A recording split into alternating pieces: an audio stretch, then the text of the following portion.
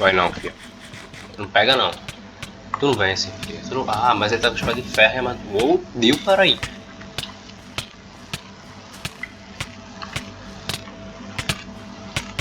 Vai, Yudururi. Tá correndo. Se tá correndo é porque tá perdendo. Ele tem comido uma maçã primeiro também, né? Aí, ó, outra maçã. Venceu. Caraca, irmão. Tururi venceu. Sozinho.